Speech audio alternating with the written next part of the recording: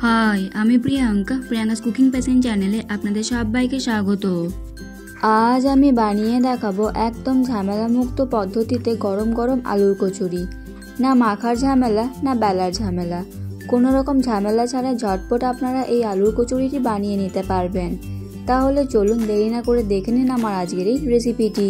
সবার প্রথমে গ্যাসের মধ্যে কড়াই বসিয়ে দিয়েছি। এবার আমি কড়াইয়ের মধ্যে দিয়ে দিচ্ছি পরিমাণ মতো সর্ষের তেল। আপনারা এখানে সর্ষের তেলের পরিবর্তে সাদা তেলও ব্যবহার করতে পারেন। এর মধ্যে আমি দিয়ে দিলাম সামান্য একটু মৌরি আর দিয়ে দিলাম কয়েকটা কারি পাতা। এবার আমি এগুলোকে একটু নাড়াচাড়া করে নেব। এবার আমি এর মধ্যে দিয়ে দিচ্ছি 1 ইঞ্চ মতো আদা কুচি আর দিয়ে দিচ্ছি 5-6টা কুচি করে রাখা রসুন, দিয়ে দিলাম একটা কাঁচা লঙ্কা কুচি আর দিয়ে দিচ্ছি একটা পেঁয়াজ কুচি। আপনারা অবশ্যই এখানে ঝাল বুঝে কাঁচা লঙ্কা কুচিটা ব্যবহার করবেন। এবার আমি সব কিছুকে একসাথে ভালোভাবে ভেজে নেব। সব কিছুকে একসাথে ভালোভাবে ভেজে নিলাম। এবার আমি এর মধ্যে দিয়ে দিচ্ছি 2টো সেদ্ধ করা আলু। আমি এখানে আলুটাকে একটু হাত দিয়ে ম্যাশ করে দিচ্ছি। আপনারা চাইলে আলুগুলোকে ম্যাশ করার বদলে গ্রেট করেও দিতে পারেন। 2টো আলুকে আমি ভালোভাবে ম্যাশ করে দিয়ে দিলাম। এবার আমি এর মধ্যে দিয়ে দিচ্ছি জিরের গুঁড়ো, দিয়ে দিচ্ছি ধনে গুঁড়ো, দিয়ে দিচ্ছি শুকনো লঙ্কার গুঁড়ো, দিচ্ছি হলুদ গুঁড়ো আর দিয়ে দিচ্ছি পরিমাণ মতো লবণ। সবশেষে এর মধ্যে দিয়ে দিচ্ছি গরম মশলার গুঁড়ো। এবার আমি সব কিছুকে একসাথে ভালোভাবে মিশিয়ে নেব। আপনি যদি আমার চ্যানেলে নতুন হয়ে থাকেন তাহলে ভিডিওটি দেখতে দেখতে আমার চ্যানেলটিকে সাবস্ক্রাইব করুন এবং পাশে থাকা বেল আইকনটি অন করে দিন আর নতুন নতুন ভিডিওর আপডেট পাওয়ার জন্য। সব কিছুকে আমি ভালোভাবে মিশিয়ে নিলাম। এবার আমি এর মধ্যে দিয়ে দিচ্ছি 1/2 গ্লাস জল।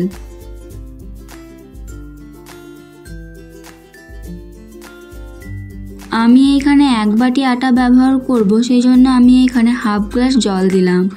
আপনাদের যদি আটার পরিমাণটা আরেকটু বেশি থাকে তাহলে আপনারা জলের পরিমাণটাও একটু বাড়িয়ে দেবেন। এবার আমি জলটার সাথে আলুগুলোকে ভালোভাবে মিশিয়ে নেব আর এইভাবে একটু ভেঙে দেব যাতে কোনো রকম দানা দানা অংশ না থাকে। এবার গ্যাসের ফ্লেমটাকে মিডিয়ামে করে দিয়ে এর মধ্যে দিয়ে দিচ্ছি 1 বাটি আটা। আপনারা এখানে আটার পরিবর্তে ময়দাও ব্যবহার করতে পারেন।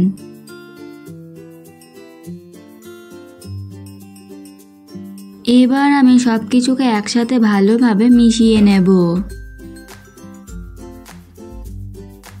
এভাবেই একটু আস্তে আস্তে সময় নিয়ে সব কিছুকে ভালোভাবে মিশিয়ে নিতে হবে।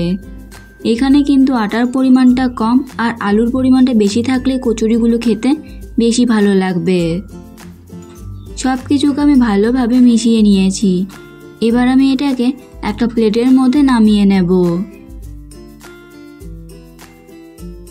মিশ্রণটাকে আমি একটা প্লেটের মধ্যে নামিয়ে নিয়েছি। এবার আমি এর মধ্যে দিয়ে দিলাম 1 চামচ সাদা তেল। এবার আমি এটাকে মেখে নিয়ে একটা ডো তৈরি করে নেব।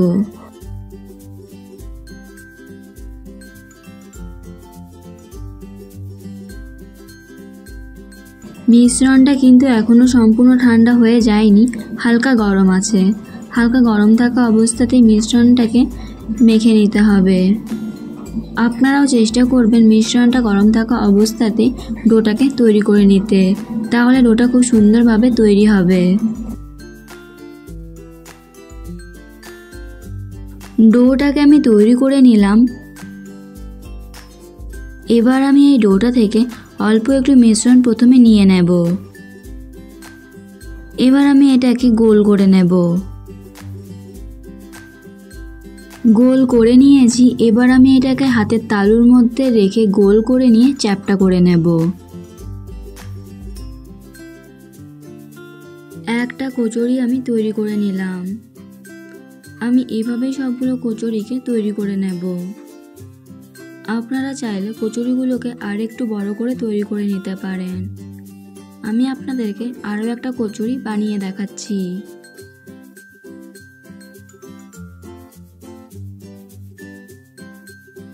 প্রথমে অল্প একটু মিশ্রণ নিয়ে এইভাবে হাতের মধ্যে রেখে গোল করে চ্যাপ্টা করে নিলে তৈরি হয়ে যাবে কচুরিগুলো।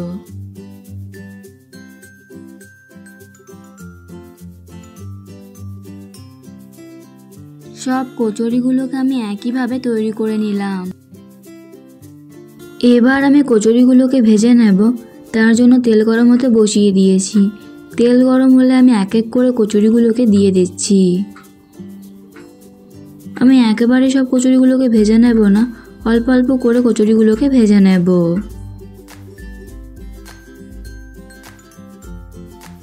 এবার আমি কচুরিগুলোকে উল্টে পাল্টে ভালোভাবে ভেজে নেব।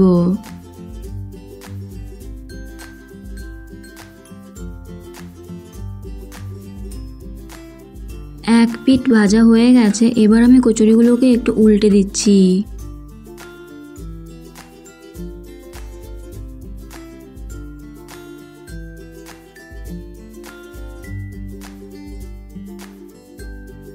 কচুরিগুলোকে আমি দু পিঠই উল্টে পাল্টে ভালোভাবে ভেজে নিলাম।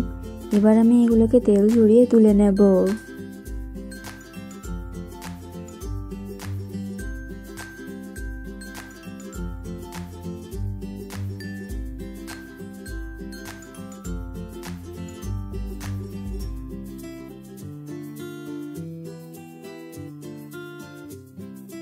খুব সহজেই তৈরি হয়ে গেল কোনো রকম ঝামেলা ছাড়াই আলুর কচুরি।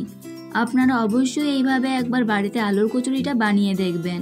বানানো যেমন সহজ, খেতে তেমনই দুর্দান্ত হয়। এই রেসিপিটি আপনাদের কেমন লাগলো অবশ্যই কমেন্ট করে জানাবেন। ভালো লেগে থাকলে লাইক এবং শেয়ার করবেন। এরকমই আর নতুন নতুন ভিডিওর আপডেট পাওয়ার জন্য প্রিয়াঙ্কা কুকিং প্যাশন চ্যানেলটিকে সাবস্ক্রাইব করতে ভুলবেন না। আজ এই পর্যন্তই।